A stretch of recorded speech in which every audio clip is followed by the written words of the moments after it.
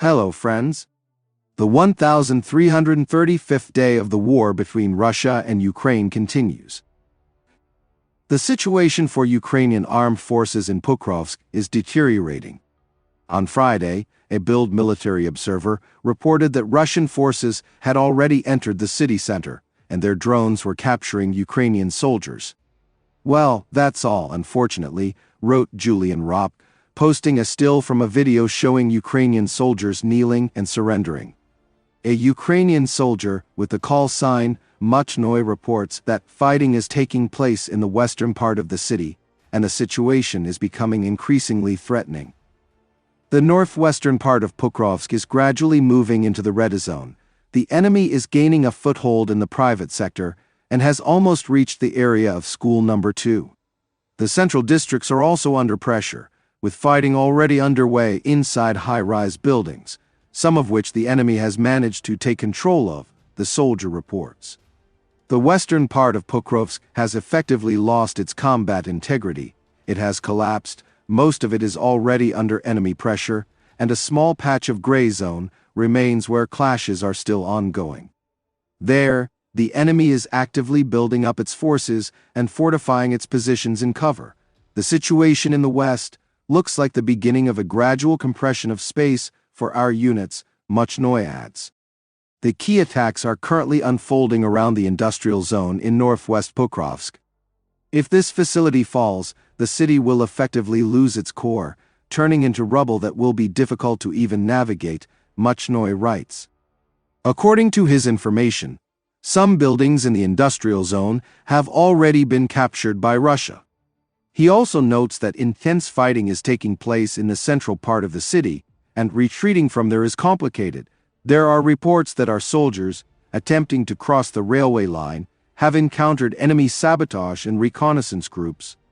Crossing the main lines has become dangerous, and movement across the railway is becoming a vulnerable area. Because of this, retreat maneuvers are becoming less straightforward and could result in delays and losses. The overall situation is stifling, and there is a real risk of encirclement. If pressure on the west and center combines with a blockade of exits, units could find themselves trapped with limited maneuver routes and increased losses, Muchnoy worries. Meanwhile, the Ukrainian Armed Forces officially confirmed today that Russian forces are already reaching the center of Pokrovsk and have been spotted near the train station. They also claim that a sabotage and reconnaissance group was spotted at the station, which has already been eliminated. However, Muchnoy writes of more systemic pressure, with the enemy attempting to cut off our forces, close the corridor, and close the encirclement around the central part of Pokrovsk. Russian telegram channels report the presence of their troops near Pervomayka and the train station, as well as in the neighboring village of Derniak. However, the Ukrainian military telegram channel Deep State paints an extremely limited picture of the gray zone, although other sources believe it is much larger. Furthermore, some Russian telegram channels are reporting advances toward Grishiny, a village northwest of Pokrovsk that serves as the city's main supply route. The Russian Ministry of Defense claims to have captured Chunyishiny, further southeast, and Ukrainian military officials confirm this. Russian drones pose a particular challenge for the Ukrainian armed forces in Pokrovsk. Enemy drones constantly hover over the city, operating around the clock, preventing any shelter or respite.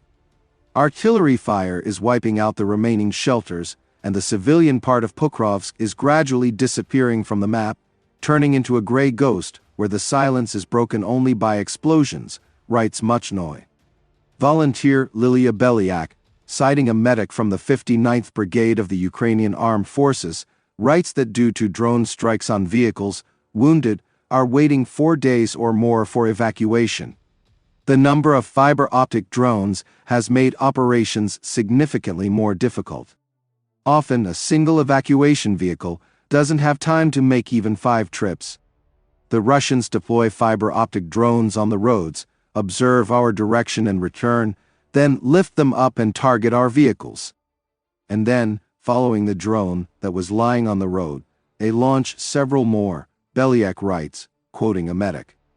due to the lack of armored vehicles, protected by anti-drone structures, or even electronic warfare systems, evacuation in the Pokrovsk direction is almost impossible. Moreover, units often don't have evacuation vehicles at all, the volunteer adds.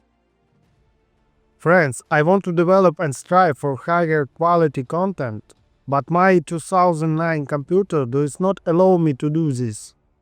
If you have the opportunity to help me buy a new computer and make my dream come true, I will be very grateful to you.